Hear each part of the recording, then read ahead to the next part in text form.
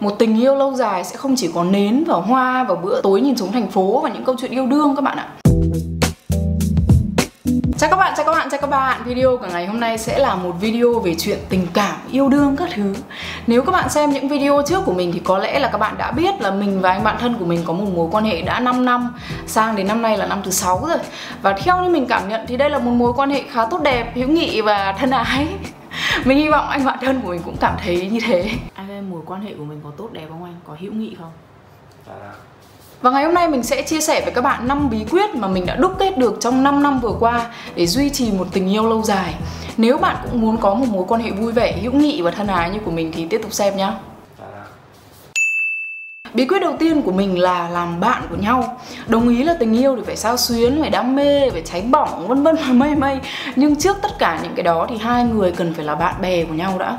Tức là có thể nói chuyện với nhau, có thể chơi với nhau, có thể chia sẻ với nhau những cái gì nó đời thường nhất. Một tình yêu lâu dài sẽ không chỉ có nến và hoa và bữa tối nhìn xuống thành phố và những câu chuyện yêu đương các bạn ạ. Một tình yêu lâu dài nó sẽ trở thành cuộc sống của bạn. Nếu hai người cảm thấy vui và cảm thấy mình có một người bạn khi ở cạnh người kia, bất kể trong hoàn cảnh nào, ở nhà hay là ngoài đường, đi chơi hay là đi làm, lúc chỉn chu nhất cũng như là lúc lôi thôi nhất, thì đó là khi mà bạn có một người bạn đời. Và đây là mấu chốt quan trọng. Người yêu của bạn cần phải là một người bạn chia sẻ cuộc sống với bạn. Nhiều người thường nghĩ cứ cưới thì thành bạn đời, tại vì lúc đấy kiểu gì chả phải ở với nhau cả đời, đúng không? Không phải. Người bạn đời của bạn là người chia sẻ cuộc sống với bạn một cách tự nhiên nhất, chứ không phải tính toán xem là bây giờ quen nhau bao lâu thì cưới để cho nó chắc chắn ổn định để khóa được người kia lại. Không phải như vậy đâu. Khi đã thương nhau rồi thì sẽ tự mong muốn và thích chia sẻ cuộc sống hàng ngày cùng với nhau như hai người bạn, chứ không cần tính toán quá về những cái sự cam kết trên giấy tờ. Bí quyết thứ hai của mình là đừng bao giờ nghĩ yêu nhau, cưới nhau là hai người phải hòa làm một. Đã là hai cá thể khác nhau thì không thể hòa làm một được. Cái này là theo cả nghĩa đen lẫn nghĩa bóng. Để mình giải thích kỹ hơn. Khi mà bạn kỳ vọng hai người phải hòa làm một ấy, thì bạn sẽ nghĩ hạnh phúc của bạn là trách nhiệm của người kia và ngược lại. Những cái kỳ vọng đó là những cái kỳ vọng không thực tế và sẽ dẫn đến hậu quả là một người sẽ luôn cảm giác là mình đang hy sinh vì người kia, và từ đó áp đặt người kia phải theo ý mình để đáp lại những cái sự hy sinh của mình. Và cái đó là nguồn gốc của sự nghi ngờ và ghen tuông, dẫn đến một mối quan hệ bất hạnh lâu dài cho cả hai phía. Bạn có thể làm cho người kia vui, bạn có thể mang lại những điều tốt đẹp cho người kia, nhưng bản thân hai bạn là hai cá thể hoàn toàn khác biệt và cần phải có niềm vui riêng. Cuộc sống của cá nhân bạn phải là một cuộc sống vui vẻ hạnh phúc đã, và người kia cũng thế. Hai người với hai cuộc sống hạnh phúc riêng khi đến với nhau, chia sẻ từng ngày cùng nhau, ở bên cạnh nhau thì mọi thứ lúc đó nó sẽ nhẹ nhàng, bớt kỳ vọng và bớt phụ thuộc là bớt áp lực cho nhau. Lý do tại sao mình và bạn trai mình không bao giờ có những chuyện ghen tuông là xuất phát từ sự hiểu nhau, tin nhau, cũng như là sự tự tin của bản thân mỗi người. Ai cũng có điểm mạnh điểm yếu, nhưng mà mình thực sự tin rằng mình là một người độc lập tự do hạnh phúc. Mình là một người bạn gái tốt, và nếu người đàn ông nào đó vì không trung thực mà dẫn đến chia tay ấy, thì là anh đó thiệt, chứ mình không có thiệt, mình không có mất. Mình nhắc lại, hai người trước khi đến với nhau phải là hai cá thể vững vàng và hạnh phúc trước.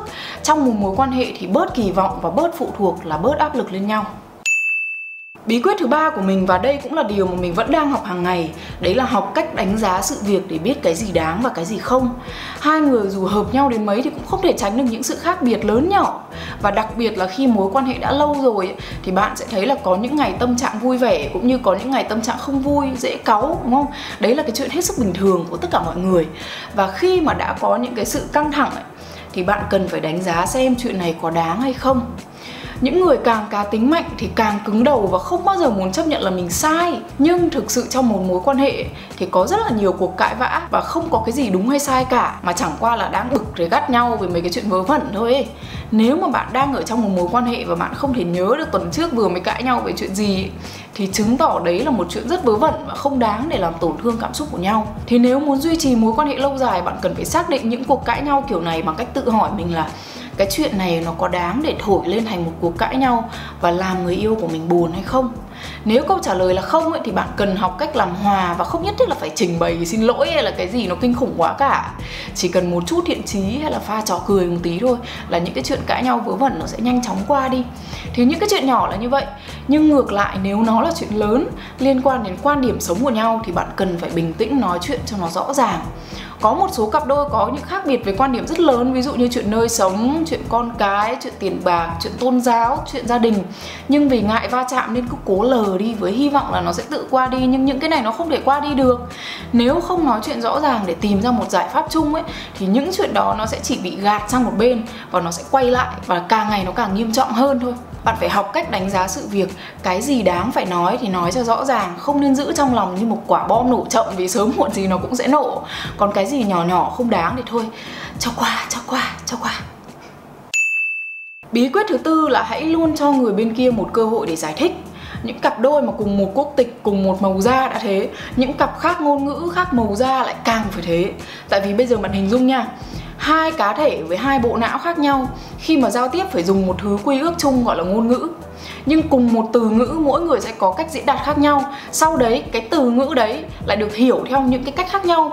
Cái này ít khó khăn nhất với những trường hợp cùng ngôn ngữ, ví dụ như là mình với bạn trai mình cùng là người Việt Nam. Những cặp đôi như kiểu một người Việt, một người Anh nói chuyện với nhau bằng tiếng Anh thì sự khác biệt nó nhiều hơn một chút. Và khó khăn nhất ấy là đối với những cặp như kiểu người Việt với người Pháp xong rồi nói chuyện bằng ngôn ngữ thứ ba là tiếng Anh chẳng hạn, thì cái sự hiểu nhầm nhau trong cách sử dụng ngôn ngữ khi giao tiếp là ít hay nhiều tùy từng trường hợp. Nhưng mà theo năm tháng ấy thì ít nhiều kiểu gì cũng có. Nhiều khi người kia sẽ nói một câu gì đó làm bạn cảm thấy bực bội, tự ái. Thế nhưng mà việc bạn cần làm là giữ bình tĩnh và lắng nghe người ta giải thích kỹ lại cái ý của người ta khi mà người ta nói cái câu đó. Vì nhiều khi bạn nghe bạn cảm thấy người kia không có ý tốt nhưng thực ra họ chả có ý gì cả. Và điều bạn cần phải làm là cho họ một cái cơ hội giải thích. Bớt nói áp đặt lại, lắng nghe nhiều hơn, và nếu vẫn không vui ấy, thì giải thích cho họ là câu nói đó làm cho bạn cảm thấy như thế nào.